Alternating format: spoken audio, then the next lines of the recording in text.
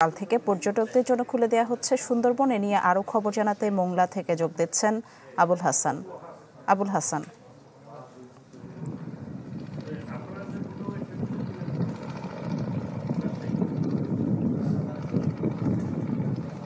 কৃষি, মৎস্য সম্পদ এবং বন্যপ্রাণী নিরাপদ প্রজনন নিশ্চিত করতে কিন্তু গত 1 জুন থেকে 31 আগস্ট পর্যন্ত 3 মাসের নিষেধাজ্ঞা জারি করে বন বিভাগ এবং সেই নিষেধাজ্ঞার সময়সীমা কিন্তু আজই শেষ হচ্ছে, অর্থাৎ আগামীকাল থেকে সেই বিধিনিষেধ উঠে গেলে কিন্তু পুনরায় কিন্তু সুন্দরবন উন্মুক্ত হবে পর্যটক এবং বনজীবীদের জন্য। তো সেক্ষেত্রে পর্যটকরা কিন্তু মুখিয়ে আছে, আর কয়েক ঘন্টা পরে তারা সুন্দরবন ভ্রমণে যাবেন তাদের চিরচেনা যে প্রাণ প্রকৃতির সৌন্দর্য সেটি উপভোগ করতে।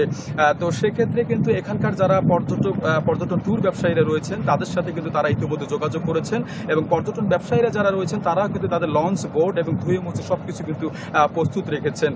এদিকে বন বিভাগের পক্ষ থেকে কিন্তু সুন্দরবন বিভাগে অন্তত 11টি পর্যটন স্পট, যেগুলো করমজল, হারবাড়িয়া, নীলকমল, আন্ধারমানিক সহ মোট 11টি পর্যটন কিন্তু ধুয়ে মুছে পরিষ্কার পরিচ্ছন্ন করে প্রস্তুত রেখেছেন, যাতে পর্যটকরা যাতে নির্মল আনন্দ উপভোগ করে প্রাণ প্রকৃতির যে সুন্দরবনের যে দেশের একমাত্র যে ম্যানগ্রোভ বন, সুন্দরবনের যে প্রকৃতির যে সৌন্দর্য সেটি তারা যেন খুব বিনোদন উপভোগ করতে পারে।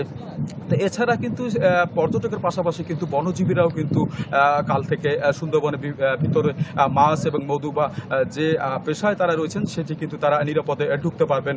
এক্ষেত্রে বন বিভাগের পক্ষ থেকে এরই মধ্যে কিন্তু প্রায় 5,000 তাদের পারমিট ইস্যু করেছে, যাতে তারা তাদের জীবিকা নির্বাহ করতে পারে। তো এই ছিল এখানকার সর্বশেষ খবর।